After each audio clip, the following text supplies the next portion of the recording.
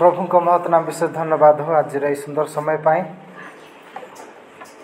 से जीवित ईश्वर मान सहित सहवर्ती हो जीवित ईश्वर को धन्यवाद देवा संगे संगे सर्वप्रथम यह स्थान उपस्थित थी मान मध्य मंडल सम्मान्य पालक महाशय डिकन महाशय ता सहित आम यही युवक समितिर कार्यकारीगण युवक युवती प्रत्येक को बापा माँ को समस्त को मुझीकृष्ण नाम नमस्कार ज्ञापन करे। नमस्कार आसंता मैंने आज संध्या अध्ययन आम बाइबल आम गोटे अध्ययन करवा मो सहित पाइपर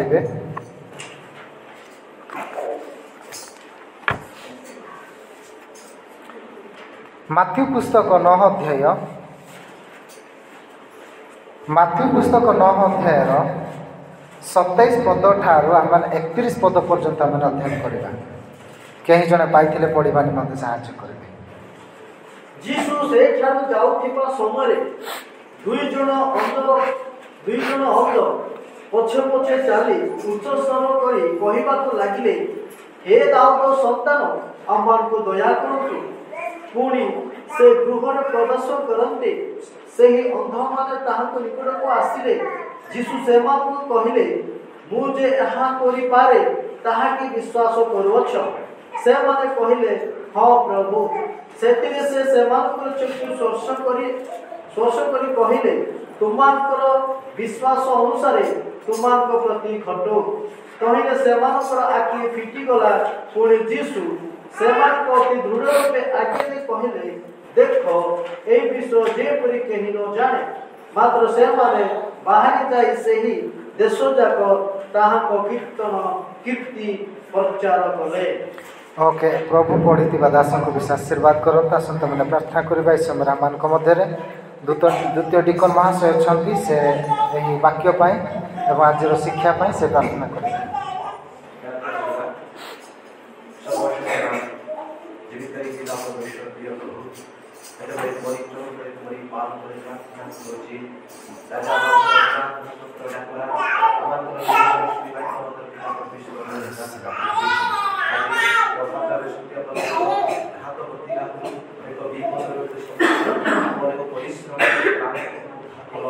राजा आज युवक समिति द्वारा सुधारे जेते जन मनोरंजन कलो कर्तव्य आकर्षण कलो जेते जन को परिवार में सुजन देलो एवं अवश्यता समाज होची। राजा आज युवक समिति द्वारा मोरी प्रिय तुम्हारी दास को मनोरंजन समस्त मध्य तुम जीवन वाक्य प्रकाश करिबा पाए तुम जीवन वाक्य वितरण करिबा पाए मनोरंजन ध्यान करायछो रोसी दास को आश्रय वस्तु छोई आशीर्वाद यस आमे सेवा प्रतिज्ञा श्रवण करिबो मन रखिबो परिवेश समय हम ताहा व्यवहार करि पारिबो सेति पाइ मध्य हम प्रतिज्ञा आशीर्वाद सुधा ओथिबा दासको मोर नाम को जीसु आमेन हालेलुया। एही वाक्य आमे माने होय पर अनेक समय में सुनिछु। एही वाक्य होय पर अनेक लोक मानक द्वारा मध्य हमने सुनिछु। एहीपरि कि एही वाक्य आमे माने होई परा माने मुखस्थ मध्य करी सारी अछि। एटा माने पढ़िबा माध्यम रा माने कोन देखि पारुथिलु जे दुई जण अंध लोक माने से माने जीसु एही बाटरे जाओ अछंती बोली से माने जानी कोन करछंती चित्कार कर जीसु को डाकुछंती, हे दाऊद संतान जीसु हमको कोन कर उद्धार कर रक्षा कर। सही समय रे सही लोक माने से पछे पछे पछे पछे जाय कि जीसु जो गृह रे प्रवेश कले से गृह रे मध्ये से माने कोन कले प्रवेश कला उतारू से को पचारे तुमे कि विश्वास करोछ तुमे माने देखि पारिबो। से माने कहिले, हाँ प्रभु आम विश्वास करुचु। जेतेबेले से माने पर उत्तर देले सही समय रे जीसु से मानकु कोन कले संगे संगे से मानकु दृष्टि प्रदान करि अछंते। दृष्टि प्रदान कला परे से मानो कोन कहिले जीसु तुमे माने जाई काहाकु कुह नाही, किंतु शेष पद देखि पारुछु जे से माने कोन करूछंती कीर्ति प्रचार कले बोले खाइछे। माने से माने विभिन्न जगह मान करे जाय कि से मानक प्रति जहाँ किसी घटिला जो आश्चर्य कर्म घटिला किए ताहा कला ताहा से माने बहुत लोक मानक से माने कहबाकू लागिले। आज यही संध्या समय मो आपण मानक सम्मुख गोटे प्रसंग रखिबा पई चाहिबी, ताहा होउची अंधकार जीवन। अंधकार जीवन ଅନେକ ସମୟରେ ଆମ୍ଭେମାନେ ଅନ୍ଧକାର ଭାବରେ ବୁଲୁଅଛୁ ଏଇ ଜଗତରେ। ଆମମାନେ ଶିକ୍ଷା ଶୁଣୁଛୁ, ପ୍ରକୃତରେ ଏହି ଶିକ୍ଷା ଆମେମାନେ ଯେଉଁ ପାଉଅଛୁ ଏଇଟା ଶିକ୍ଷା କେବଳ ତାଙ୍କ ଇଚ୍ଛାରେ କହୁଛନ୍ତି ନା ପ୍ରକୃତ ପ୍ରଭୁଙ୍କ ଦ୍ୱାରା କହୁଛନ୍ତି ନା ଏହା କ'ଣ ଈଶ୍ୱରଙ୍କ ବାକ୍ୟ ଲେଖା ହୋଇଅଛି କି ନାହିଁ, ଏହି ପ୍ରକାରେ ଆମେମାନେ ଚିନ୍ତା କରିନଥାଉ। କିନ୍ତୁ ଆମମାନେ ଖାଲି ଭାବିଥାଉ କହିଲେ ତ ଆମମାନେ ଶୁଣୁଥିବା, ସେମାନେ କହିଲେ କହିଥାନ୍ତୁ, ଆମେମାନେ ଯେତେ ଶୁଣୁଥିବା ସେତେ ଏପଟେ ଶୁଣୁଥିବା ଏପଟେ ଛାଡ଼ୁଥିବା, ଏହି ପ୍ରକାର ଆମମାନଙ୍କ ଜୀବନରେ ହୋଇଥାଏ। କାରଣ ଆମମାନେ ପୁରୁଣା ଖ୍ରୀଷ୍ଟିଆନ, ଆମମାନେ ଅନେକ ବର୍ଷର ଖ୍ରୀଷ୍ଟିଆନ, 60-70 ବର୍ଷର ଖ୍ରୀଷ୍ଟିଆନ। ଆମମାନେ ପ୍ରଭୁଙ୍କ ବିଷୟରେ ଶୁଣି ଶୁଣି ଆସିଅଛୁ, ଈଶ୍ୱରଙ୍କ ବାକ୍ୟ ଆମେମାନେ କ'ଣ କରି ଆସିଅଛୁ, ଆମମାନେ ଅନେକ ଲୋକମାନଙ୍କ ଦ୍ୱାରା ପ୍ରଚାରିତ ହେବାଟା ମଧ୍ୟ ଆମମାନେ ଶୁଣିକି ଆସିଅଛୁ। ହେଲେ ମଧ୍ୟ ଆମମାନଙ୍କ ଜୀବନରେ ଏ ପର୍ଯ୍ୟନ୍ତ ହୋଇପାରେ ଅନ୍ଧକାର ଜୀବନ ଥାଇପାରେ, ତାହା ମୁଁ କହିପାରିବି ନାହିଁ। ସେଥିପାଇଁ ମୁଁ ଆଜି ଏହି ସନ୍ଧ୍ୟା ସମୟରେ ମୁଁ ଗୋଟିଏ ପ୍ରସଙ୍ଗ ରଖିଲି, ତାହା ହେଲା ଅନ୍ଧକାର ଜୀବନ। ଏହି ଅନ୍ଧକାର ଜୀବନ ମୁଁ ଗୋଟିଏ ଉଦାହରଣ ଦେବି, ତାପରେ ମୁଁ ଆପଣମାନଙ୍କ ସମ୍ମୁଖରେ ଏହି ପ୍ରସଙ୍ଗଟା ମାନେ ଗତି କରିବା।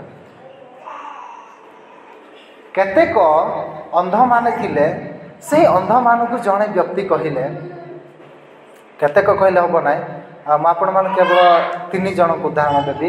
3 ଜଣ ଅନ୍ଧମାନେ ଥିଲେ। 3 ଜଣ ଅନ୍ଧଙ୍କୁ କୁହାଗଲା, ଭାଇ ତୁମ୍ଭେମାନେ ଯାଅ, ତାପରେ ଗୋଟେ ହାତୀ ସେ ଜାଗାରେ ଗୋଟେ ତଳ ସାହିରେ ଅଛି, ସେଟାକୁ ତୁମେ ଦେଖିକି ଆସ। ସେ ହାତୀ କି ପ୍ରକାର ଅଛି ତାହା କ'ଣ କରିବ, ତାହାକୁ ମୋତେ ତାହାର ବର୍ଣ୍ଣନା ମୋତେ ଜଣାଇବ। ଯେତେବେଳେ ସେମାନଙ୍କୁ ସେହି ପ୍ରକାର କୁହାଗଲା, ସେହି ସମୟରେ ସେ 3 ଜଣ ଅନ୍ଧମାନେ ସେମାନେ ଗଲେ ଯାଇକି ସେମାନେ କ'ଣ କଲେ, ଯାଇକି ଛୁଇଁଲେ। ଜଣେ କେଉଁଠି ଛୁଇଁଲା, ଜଣେ ବ୍ୟକ୍ତି ଛୁଇଁଲା ତାର ଲାଞ୍ଜ ଛୁଇଁଲା, ଆଉ ଜଣେ ବ୍ୟକ୍ତି ଛୁଇଁଲା ତାର କାନ ଛୁଇଁଲା, ଆଉ ଜଣେ ବ୍ୟକ୍ତି ଛୁଇଁଲା ତାହାର କ'ଣ ପେଟ ଛୁଇଁଲା। এই 3 ଜଣ ବ୍ୟକ୍ତିମାନେ ଯେତେବେଳେ ଆସିଲେ, ସେହି ସମୟରେ ସେମାନଙ୍କୁ ପ୍ରଶ୍ନ କରାଗଲା, ହେଲେ ଭାଇମାନେ ଆପଣମାନେ କ'ଣ ହାତୀକୁ ଦେଖିଲେ? ସେମାନେ କହିଲେ, ହଁ ଆମମାନେ ଦେଖିଲୁ। ସେହି ସମୟରେ ସେମାନେ କହୁଛନ୍ତି, ହେଲେ ହାତୀ କି ପ୍ରକାର? କହିବା ସମୟରେ ଯିଏ ଲାଞ୍ଜ ଛୁଇଁଥିଲା ସେ କହିଲା, ହାତୀ ସେଟା ହେଉଛି ଗୋଟେ ଦଉଡ଼ି ସଦୃଶ। ହାତୀ ଏହି ପ୍ରକାର, ସେଟା ଦଉଡ଼ି ସଦୃଶ। ତାପରେ ଆଉ ଜଣକୁ ପଚରା ଗଲା, ଆଚ୍ଛା ତୁମେ ହାତୀ ଦେଖିଛ? ହଁ ମୁଁ ଦେଖିଲି, ମୁଁ ତାହାକୁ ଛୁଇଁଲି, ଅନୁଭବ କଲି। ତାହାକୁ ପ୍ରଶ୍ନ କରାଗଲା ପରେ ସେ କହିଲେ, ସେଟା ଗୋଟେ କି ପ୍ରକାର ଥିଲା? ଗୋଟିଏ କୁଲା ପରି ଥିଲା। ସେଟା ହେଉଛି ଗୋଟେ କୁଲା ପରି, ସେ ହାତୀଟି ଗୋଟେ କୁଲା ପରି। ତାପରେ ଆଉ ତୃତୀୟ ବ୍ୟକ୍ତିଙ୍କୁ ପଚରାଗଲା, କ'ଣ ଛୁଇଁଥିଲା ସେ ବ୍ୟକ୍ତି? କାନ ଛୁଇଁଥିବା ବ୍ୟକ୍ତି କହିଲେ କୁଲା ପରି। ଆଉ ତୃତୀୟ ଜଣକୁ କହିଲା, ନାଇଁ ସେଟା ହେଉଛି ଗୋଟିଏ ବଡ଼ ହଣ୍ଡା ପରି ଗୋଟିଏ ଥିଲା, ଗୋଟେ ହଣ୍ଡା ପରି ଥିଲା। କାହିଁକି? କାରଣ ସେ ପେଟ ଛୁଇଁଛି। ଏହି ପ୍ରକାରରେ ବର୍ତ୍ତମାନ ମଧ୍ୟ ଏହି ଜଗତରେ ଆମ୍ଭେମାନେ ହୋଇପାରେ ଅନ୍ଧ ଭାବରେ ଅଛୁ। ସେଥିପାଇଁ ଆମେ ଚିନ୍ତା କରିବା, ନିଜେ ଆମେ ଭାବିବା ପାଇଁ ଆମେ ଚେଷ୍ଟା କରିବା। ଏଥିପାଇଁ ମୁଁ ଆଜି ଏହି ଅଂଶରୁ ମୁଁ 4 ଗୋଟି ପଏଣ୍ଟ ମୁଁ ଆପଣମାନଙ୍କ ସମ୍ମୁଖ ରଖିବା ପାଇଁ ଚାହିଁବି। ତାହା ହେଲା ପ୍ରଥମ ବିଷୟ, ଏହି ଅନ୍ଧକାର ଜୀବନ ପ୍ରଥମ ବିଷୟ, ସେମାନେ କ'ଣ କରି ଜାଣିଥିଲେ? କେବଳ ଡାକିବା ଜାଣିଥିଲେ। କ'ଣ ବୋଲି ଡାକିଲେ? ସେମାନେ ଡାକୁଛନ୍ତି, ଉଚ୍ଚ ସ୍ୱର କରି ଯୀଶୁଙ୍କୁ ଡାକିବାକୁ ଲାଗିଲେ, ହେ ଦାଉଦ ସନ୍ତାନ ଆମ୍ଭକୁ ଦୟା କରନ୍ତୁ। ସେହି ଜୀବନ ହେଉଛି ଡାକିବାର ଜୀବନ, ଅନ୍ଧକାର ଜୀବନ। ସେମାନେ ଅନ୍ଧ ଭାବରେ ଅଛନ୍ତି, ସେମାନେ ଦେଖିପାରୁନାହାନ୍ତି। ସେମାନେ ଲୋକମାନେ ଫୁସୁରଫାସୁର ହେଉଥିବା ଶୁଣି, ଆଉ ଲୋକମାନେ ପାଟି କରୁଥିବା ଶୁଣି ସେମାନେ କ'ଣ କରୁଛନ୍ତି? ଡାକ ପକାଉଛନ୍ତି, ହେ ଦାଉଦ ସନ୍ତାନ ଯୀଶୁ ଆମକୁ ଦୟା କରନ୍ତୁ। ସେମାନେ ଜାଣିଲେ ସେହି ରାସ୍ତାରେ କ'ଣ ଯାଉଛି, କିଏ ଯାଉଛନ୍ତି? ଯୀଶୁ ଖ୍ରୀଷ୍ଟ ଯାଉଛନ୍ତି। ସେ ରୋଗୀମାନଙ୍କୁ ସୁସ୍ଥ କରୁଥିବା ବା ବ୍ୟକ୍ତି ଯାଉଛନ୍ତି ବୋଲି ସେମାନେ ଜାଣିଲେ। ସେଥିପାଇଁ ସେମାନେ ଡାକିବାକୁ ଆରମ୍ଭ କଲେ। ସେହିପରି ସେମାନେ କିଏ ଥିଲେ? ଗୋଟିଏ ଅନ୍ଧକାର ଜୀବନ। ପ୍ରଥମ ବିଷୟ କ'ଣ? ଅନ୍ଧକାର ଜୀବନ ହେଉଛି ଡାକିବାର ଜୀବନ। ଆଉ ଦ୍ୱିତୀୟ ବିଷୟ, ଯେଉଁଟାକି ଦ୍ୱିତୀୟ ବିଷୟ ମାନେ 28 ପଦର ପ୍ରଥମ ଅଂଶରେ ଆମେ ଦେଖିପାରୁ, ସେଠି ଲେଖା ହେଇଛି, ପୁଣି ସେ ଗୃହରେ ପ୍ରବେଶ କରନ୍ତେ ସେହି ଅନ୍ଧମାନେ ତାହାଙ୍କ ନିକଟକୁ ଆସିଲେ। ଦ୍ୱିତୀୟ ବିଷୟ ହେଉଛି ଅନ୍ଧକାର ଜୀବନ ହେଉଛି ଅନୁଗମନ କରିବାର ଜୀବନ। କାହିଁକି ଅନୁଗମନ କରିବାର ଜୀବନ? ଏହି ଅନ୍ଧମାନେ ପ୍ରଥମେ ସେମାନେ ଡାକ ପକାଇଲା ତାର ଯୀଶୁ ଯେତେବେଳେ ସେମାନେ କିଛି ରେସ୍ପନ୍ସ କଲେ ନାହିଁ, କିଛି ସେମାନଙ୍କୁ ଉତ୍ତର ଦେଲେ ନାହିଁ, ସେମାନେ କିଛି କହିଲେ ନାହିଁ, ସେହି ସମୟରେ ସେମାନେ ସେହିପରେ ହିଁ ଲୋକମାନଙ୍କର କଥା ଶୁଣି ସେମାନେ କ'ଣ କଲେ? ଯୀଶୁ ଯେଉଁ ଗୃହରେ ପ୍ରବେଶ କଲେ ସେହି ଗୃହରେ ସେ ବ୍ୟକ୍ତିମାନେ କ'ଣ କଲେ? ପ୍ରବେଶ କରୁଅଛନ୍ତି। ସେଟାକୁ କୁହାଯାଏ ଅନୁଗମନର ଜୀବନ। ଜଣେ ଅନ୍ଧ ବ୍ୟକ୍ତିଙ୍କୁ ଆମେମାନେ ତାଙ୍କର ବାଡ଼ି ଧରି କି ତାଙ୍କର ହାତ ଧରି ତାହାକୁ ନେଲେ ହିଁ ଆମେମାନେ ସେହି ବ୍ୟକ୍ତିମାନେ କ'ଣ ହେଇପାରିବେ? ଚାଲିପାରିବେ। ଆଉ ତୃତୀୟ ବିଷୟ ସେଇ 28ର ବି ମାନେ 28ର ସେ ଶେଷ ଅଂଶ ଲେଖା ହୋଇଛି, ଯୀଶୁ ସେମାନଙ୍କୁ କହିଲେ, ମୁଁ ଯେ ଏହା କରିପାରେ ତାହା କି ବିଶ୍ୱାସ କରୁଅଛ? ସେମାନେ କହିଲେ, ହଁ ପ୍ରଭୁ। ତୃତୀୟ ବିଷୟ ହେଉଛି ଅନ୍ଧକାରର ଜୀବନ ହେଉଛି ବିଶ୍ୱାସର ଜୀବନ। ହାଲେଲୁୟା। ଅନ୍ଧକାରର ଜୀବନ ହେଉଛି ବିଶ୍ୱାସର ଜୀବନ। ସେମାନେ ଗୋଟେ ବିଶ୍ୱାସ କରି ଯାଇଥିଲେ, ସେମାନେ ସ୍ୱର ଶୁଣିଲେ, ତାପରେ ସେମାନେ ଯୀଶୁଙ୍କର ଅନୁଗମନ କଲେ, ତାପରେ ସେମାନେ ଗୋଟେ ବିଶ୍ୱାସ କରିଥିଲେ ଯେ ଆମେମାନେ ନିଶ୍ଚୟ ଏହାଙ୍କ ପାଖକୁ ଯାଉଛୁ ବୋଲେ ଆମେ ନିଶ୍ଚୟ କ'ଣ କରିବୁ? ଦେଖିପାରିବୁ। ସେମାନେ ଶୁଣୁଛନ୍ତି, ସେମାନେ ଜାଣୁଛନ୍ତି, ସେମାନେ ବୁଝୁଛନ୍ତି ସବୁକିଛି, କିନ୍ତୁ ସେମାନେ କ'ଣ କରିପାରୁନଥିଲେ? ଦେଖିପାରୁନଥିଲେ। ହାଲେଲୁୟା। ଏଥିପାଇଁ ଏହି 3 ବିଷୟ ହେଉଛି ଜଣେ ଅନ୍ଧ ବ୍ୟକ୍ତି ପାଇଁ।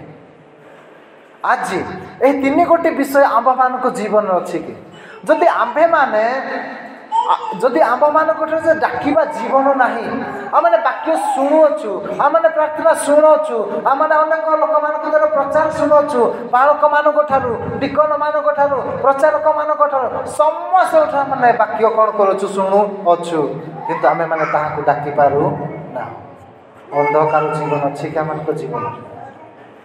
ଆମମାନଙ୍କଠାରୁ ଯଦି ସେ ଅନ୍ଧକାର ଅଛି, ଅନ୍ଧକାର ଜୀବନ ଯଦି ଅଛି, ତାହେଲେ ଆମେ ଏଟଲିଷ୍ଟ ଆମେ ଡାକ ପକାଇ ପାରିବା।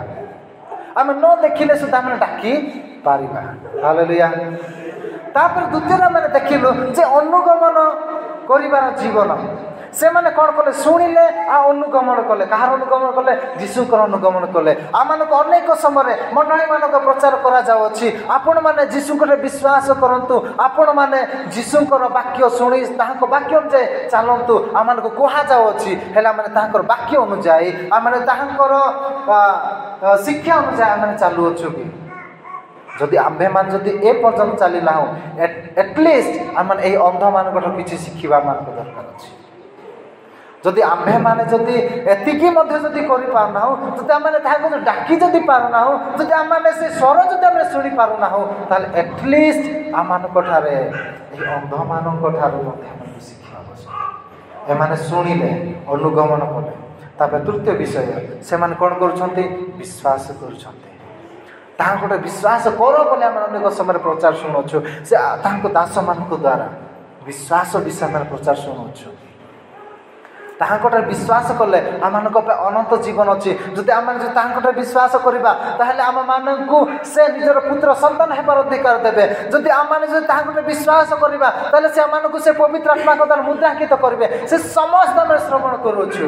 ଯଦି ଆମେମାନେ ଯଦି ଏ ପର୍ଯ୍ୟନ୍ତ ବିଶ୍ୱାସ କରୁନାହୁଁ ତାହାଙ୍କଠାରେ, ଯଦି ତାହାଙ୍କଠାରେ ତାହାଙ୍କ ପଛରେ ଯଦି ଆମେ ଅନୁଗମନ କରୁନାହୁଁ, ଯଦି ତାହାଙ୍କର ଡାକ ଯଦି ଆମେ ଶୁଣିପାରୁନାହୁଁ, ତାହାଙ୍କ ଦାସଙ୍କ ଦ୍ୱାରା ଆମେ ଯାହା କିଛି ବି ଶ୍ରବଣ କରୁଛୁ ତାହା ଯଦି ଏ ପର୍ଯ୍ୟନ୍ତ ଆମେ ଗ୍ରହଣ କରିନାହୁଁ, ଏଇଟା ହିଁ ଆମମାନଙ୍କର ସମୟ ଅଟେ। ତାପରେ ଶେଷରେ 29 ଏବଂ 30 ପଦ ସେଟା ପଢ଼ନ୍ତୁ। 29 ଏବଂ 30 ପଦ ଆମେ ସମାପ୍ତ କରିବୁ। 29 ଏବଂ 30 ପଦ। ସେଥିରେ ସେ ସେମାନଙ୍କର ଚକ୍ଷୁ ସ୍ପର୍ଶ କରି କହିଲେ, ତୁମମାନଙ୍କ ବିଶ୍ୱାସ ଅନୁସାରେ ତୁମମାନଙ୍କ ପ୍ରତି ଘଟୁ। କହିଲେ ସେମାନଙ୍କର ଆଖି ଫିଟିଗଲା। ପୁଣି ଯୀଶୁ ସେମାନଙ୍କୁ ଅତି ଦୃଢ଼ ରୂପେ ଆଜ୍ଞା ଦେଇ କହିଲେ, ଦେଖ ଏ ବିଷୟ ଯେପରି କେହି ନ ଜାଣେ। ଏଇଠି ଆମେ କ'ଣ ଶୁଣିପାରିଲୁ? ଅଧ୍ୟୟନ କରିବା ମାଧ୍ୟମରେ ସେମାନେ ପ୍ରଥମେ ଡାକ ପକାଇଲେ, ଦ୍ୱିତୀୟରେ ସେମାନେ ଯୀଶୁଙ୍କର ଅନୁଗମନ କଲେ, ତୃତୀୟରେ ସେମାନେ ବିଶ୍ୱାସ କରିବାରୁ ସେମାନେ କ'ଣ ପାଇଲେ? ଅନୁଗ୍ରହ ପାଇଲେ। କ'ଣ ଅନୁଗ୍ରହ? ସୁସ୍ଥତା ପାଇଲେ ସେମାନେ। ଯୀଶୁ କ'ଣ ଚାହିଁଥିଲେ କହିପାରିନଥାନ୍ତେ କି ନାଇଁ ମୁଁ ତୁମମାନଙ୍କୁ ସୁସ୍ଥ କରିବି ନା? କହିପାରିନଥାନ୍ତେ କି? କହିପାରିଥାନ୍ତେ, କିନ୍ତୁ ସେମାନଙ୍କୁ ଦୟାରେ ବିଗଳିତ ହେଲେ, ସେମାନଙ୍କୁ ଅନୁଗ୍ରହ ସେମାନଙ୍କ ପ୍ରତି ପ୍ରଦାନ କଲେ। ତାପରେ ସେମାନଙ୍କୁ କ'ଣ କଲେ? ତାହାଙ୍କର ଆଖି ଛୁଇଁ ସେମାନଙ୍କୁ ସ୍ପର୍ଶ କରି ସେମାନଙ୍କୁ ସୁସ୍ଥ କଲେ। ଯଦି ଆମମାନଙ୍କ ଜୀବନ ଏହି 3ଟି ଜିନିଷ ଯଦି ଅଛି, ତାହେଲେ ଆମେମାନେ କ'ଣ ପାଇଅଛୁ? ଅନୁଗ୍ରହ ପାଇଅଛୁ। ଏହି ଅନୁଗ୍ରହ ମାନେ ଅନେକ ସମୟରେ ଅନୁଭବ କରିପାରୁନା, ଅନେକ ସମୟ ଆମେ ଫିଲ୍ କରିପାରୁନା ଏହି ଅନୁଭବକୁ। ଏଥିପାଇଁ ଯାହା କିଛି ବି କାହାଠାରୁ ବି ଆମେ ବାକ୍ୟ ଶୁଣୁ, କାହାଠାରୁ ପ୍ରଚାରକମାନଙ୍କ ଠାରୁ ବି ହେଉ କି ପାଳକମାନଙ୍କ ଠାରୁ ହେଉ, କେଉଁ ଶିକ୍ଷକମାନଙ୍କ ଠାରେ ହେଉ କି ଯେକୌଣସି ପ୍ରଚାରକମାନଙ୍କ ଠାରେ ବି ହେଉ, ଆମେ ଯେତେବେଳେ ଆମେ ବିଶ୍ୱାସର ବାକ୍ୟ ଆମେ ଶୁଣୁ, ଈଶ୍ୱରଙ୍କ ବାକ୍ୟ ଯେତେବେଳେ ଆମେ ଶୁଣୁଛୁ, ସେହି ସମୟରେ ଆମେ ଅନ୍ଧ ହୋଇଥିଲେ ମଧ୍ୟ ଅନ୍ଧ ବ୍ୟକ୍ତି ଆଟଲିଷ୍ଟ ସେ ଶୁଣିକି ସେ କ'ଣ କରୁଥିଲା, ଅନୁଗମନ କଲା, ବିଶ୍ୱାସର ସହିତ ଅନୁଗମନ କଲା। ସେ ବ୍ୟକ୍ତିମାନେ କ'ଣ ପାଇଲେ? ଅନୁଗମନ କଲା ପରେ ସୁସ୍ଥତା ପାଇଲେ, ଅନୁଗ୍ରହ ପାଇଲେ। ଏଟଲିଷ୍ଟ ଆମମାନଙ୍କ ଜୀବନ ତାହା ଥିବା ଆବଶ୍ୟକ। ଏ ପର୍ଯ୍ୟନ୍ତ ଆମେ ଅନ୍ଧକାର ଅଛୁ କି? ଏହି ଯେଉଁ ଅନ୍ଧକାର ଜୀବନ ଯେଉଁ ଆଜି ଆପଣମାନଙ୍କ ସମ୍ମୁଖରେ ପ୍ରସଙ୍ଗ ରଖିଲେ, ଯଦି ଆମମାନଙ୍କ ଜୀବନ ସେ ଅନ୍ଧକାର ଜୀବନ ଯଦି ଚାଲିଅଛି, ଏଟଲିଷ୍ଟ ଅନ୍ଧକାର ଜୀବନ ଥାଇକି ମଧ୍ୟ ଆମର ଏହି ଅନ୍ଧମାନଙ୍କର ପରି ଆମମାନେ ଅନୁଗମନ କରିବା ଆବଶ୍ୟକ। ତାକୁ ଡାକ ପକାଇବା, ପ୍ରଭୁ ମୁଁ ଅନ୍ଧ ହୋଇଯାଇଅଛି, ପ୍ରଭୁ ମୁଁ ଦେଖିପାରୁନାହିଁ, ତୁମର ଅନୁଗ୍ରହକୁ ମୁଁ ଅନୁଭବ କରିପାରୁନାହିଁ ପ୍ରଭୁ ବୋଲି ଆମେ ପ୍ରାର୍ଥନା କରିବା ଆବଶ୍ୟକ। ଯଦି ଆମ୍ଭେମାନେ ଯଦି କିଛି ବୁଝିପାରୁନାହୁଁ, ତାହେଲେ ପ୍ରଭୁ ମୁଁ ତୁମର ସ୍ୱର ଶୁଣୁଅଛି, ତୁମର ବାକ୍ୟ ତୁମ ଦାସମାନଙ୍କ ଦ୍ୱାରା ଶୁଣୁଅଛି, ତଥାପି ପ୍ରଭୁ ମୁଁ ତାହାକୁ ବୁଝିପାରୁନାହିଁ, ମୋ ଅନ୍ତରରେ ମୁଁ ରଖିପାରୁନାହିଁ, ମୋ ଜୀବନ ମୁଁ ସେହି ଅନୁଯାୟୀ ମୁଁ ଚାଲିପାରୁନାହିଁ ବୋଲି ଆମେ ତାହାକୁ ପ୍ରାର୍ଥନା କରିବା ଆବଶ୍ୟକ। ଯଦି ଆମମାନେ ଯଦି ଏ ପର୍ଯ୍ୟନ୍ତ ବିଶ୍ୱାସ ଆମମାନଙ୍କ ଜୀବନ ବଢ଼ି ନାହିଁ, ତାହେଲେ ଏହା ମଧ୍ୟ ଆମେ କହିପାରିବା, ପ୍ରଭୁ ମୁଁ କି ପ୍ରକାର ବିଶ୍ୱାସ କରି, ପ୍ରଭୁ ମୁଁ ବିଶ୍ୱାସ କରିବାରେ ମୁଁ କ'ଣ ହୋଇଅଛି, ଦୁର୍ବଳ ହୋଇଯାଇଅଛି ପ୍ରଭୁ ବୋଲି ଆମେ ପ୍ରାର୍ଥନା କରିବା ଆବଶ୍ୟକ। ଏଥିପାଇଁ ଏହି ଅନ୍ଧକାର ଜୀବନର 3ଟି ବିଷୟ ମୁଁ ଆପଣମାନଙ୍କ ନିକଟ ସର୍ଟରେ ମୁଁ କହିବା ପାଇଁ ଚାହିଁବି। ଅନ୍ଧକାର ଜୀବନ ଏହା ହେଉଛି ଡାକିବାର ଜୀବନ, ଅନ୍ଧକାର ଜୀବନ ହେଉଛି ଅନୁଗମନ କରିବାର ଜୀବନ, ଏବଂ ଅନ୍ଧକାର ଜୀବନ ହେଉଛି ବିଶ୍ୱାସ କରିବାର ଜୀବନ। ଏହି ସମସ୍ତ ଯଦି ଆମେ ଭାବୁଛୁ ମୁଁ ଅନ୍ଧକାରରେ ଅଛି, ଏହି ପାପମୟ ଜଗତରେ ଥାଇ ଯଦି ମୁଁ ଭଲ ରାସ୍ତାରେ ଯାଇପାରୁନାହିଁ, ଯଦି ଆମେ ଚିନ୍ତା କରୁଛୁ, ଯଦି ଭାବୁଅଛୁ, ତାହେଲେ ଏହି 3ଟି କଥା ଆମମାନଙ୍କୁ ରକ୍ଷା କରିବ କ'ଣ? ଆମେ ତାହାକୁ ଡାକିବା ନମ୍ବର 1, ଦ୍ୱିତୀୟରେ ଆମେ ତାହାଙ୍କ ସ୍ୱର ଶୁଣି ତାହାଙ୍କର ଅନୁଗମନ କରିବା, ତୃତୀୟରେ ଆମେମାନେ ତାହାକୁ ବିଶ୍ୱାସ କରିବା। ବିଶ୍ୱାସ କଲେ ସେ ଆମମାନଙ୍କୁ ଅନୁଗ୍ରହ ପ୍ରଦାନ କରିବେ।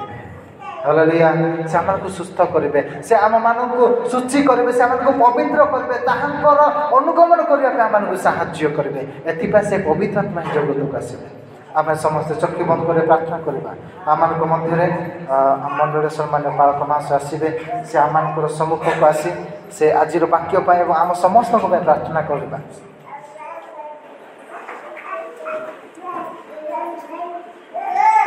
ଆମ ସମସ୍ତଙ୍କ ପାଇଁ ସେ ପ୍ରାର୍ଥନା କରିବେ ଆଜିର ବାକ୍ୟ ପାଇଁ, ଏବଂ ଯେତେକ ଆମେ ଶ୍ରବଣ କରିଅଛୁ ଯେଭଳି କି ସେ ବାକ୍ୟ ଅନୁଯାୟୀ ଆମେ ଚାଲିପାରିବା।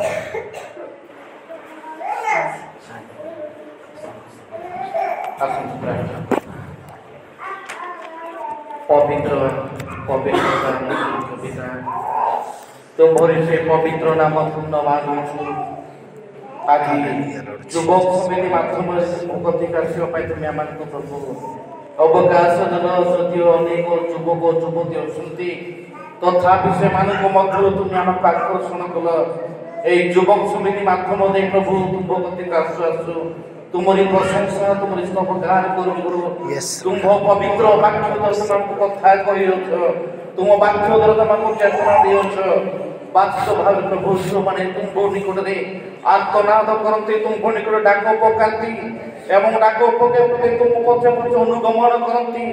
ଯେଉଁମାନେ ତୁମ ପାଦ ଚିହ୍ନ ଦେଇ ତୁମ ପଛେ ଯାଆନ୍ତି ଏବଂ ବିଶ୍ୱାସରେ ତୁମ ପଛରେ ଆସନ୍ତି, ପ୍ରଭୁ ସେ ପ୍ରତ୍ୟେକଙ୍କୁ ତୁମେ ଅନୁଗ୍ରହ କରିଥାଅ, ସେ ପ୍ରତ୍ୟେକଙ୍କୁ ତୁମେ ପରିତ୍ରାଣ କରିଥାଅ, ସେ ପ୍ରତ୍ୟେକଙ୍କର ମନୋବାଞ୍ଛା ପୂର୍ଣ୍ଣ କରିଥାଅ, ପ୍ରତ୍ୟେକଙ୍କର ଆଶା ଆକାଂକ୍ଷା ତୁମେ ସଫଳ କରିଥାଅ। ପ୍ରଭୁ ସେଥିପାଇଁ ତୁମ ପବିତ୍ର ନାମ ଧନ୍ୟବାଦ ଦେଉଛୁ। এই দুর্দিনମାନଙ୍କ ମଧ୍ୟରେ ପ୍ରଭୁ ଯେପରି ତୁମ୍ଭ ନିକଟରେ ଆମେ ଆର୍ତ୍ତନାଦ କରିବୁ, এই ଦୁର୍ଦିନମାନଙ୍କ ମଧ୍ୟରେ ଯେପରି ତୁମ ପଛେ ପଛେ ଆମେ ପ୍ରଭୁ ଗମନ କରିପାରିବୁ, ଏଥିରେ ମଧ୍ୟ ପ୍ରତ୍ୟେକଙ୍କୁ ତୁମେ ଚେତନା ଦିଅ ବୋଲି ପ୍ରାର୍ଥନା କରୁଛୁ।